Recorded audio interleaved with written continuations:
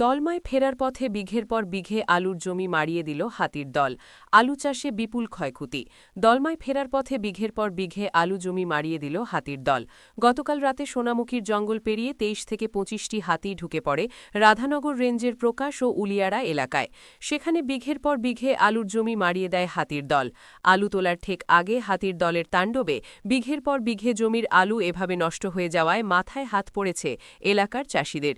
প্রতি বছরের মতো চলতি বছরও অগস্ট মাসে খাবারের খোঁজে পশ্চিম মেদিনীপুরের সীমানা পেরিয়ে দফায় দফায় বাঁকুড়ায় প্রবেশ করে হাতির দল।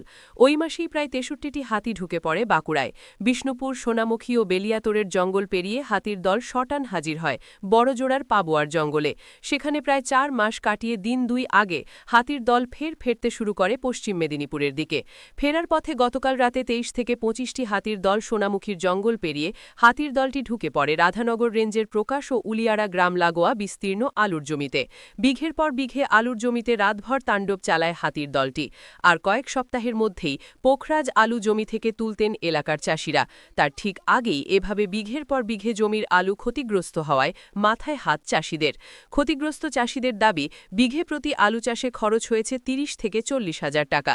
সমবায় ও স্থানীয় মহাজনদের কাছে ঋণ নিয়ে সেই টাকা জোগাড় করেছিলেন চাষিরা।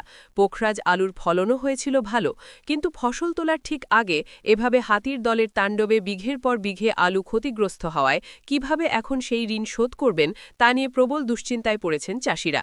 আমাদের ক্ষতি আলু জমির প্রতি প্রচন্ড ক্ষতি হয়েছে। গত রাত্রে ১টা-১.৫টার সময় হাতি এসছে। আমার সোনামুখী থেকে জয়পুর জঙ্গলে পার করছিল। আমরা মাঝে আছি, মাঝে চাষবাস করি ঋণ করে, কিন্তু আমরা আলুর যা অবস্থা করে দিয়েছে, আমরা ঋণ কি করে শোধ করব? আমরা তো চিন্তায় আকুল হয়ে আছি। আমরা সরকারের কাছে অনুরোধ করছি যেন এই ক্ষতিপূরণটা আমাদেরকে দেয়। কয়েকশো বিঘা ক্ষতি করে দিয়েছে। আমরা এই নিয়ে বিরাট চিন্তায় আছি যে মহাজনকে কি করে দেখা শোধ করব। কি করবেন এবার তাহলে?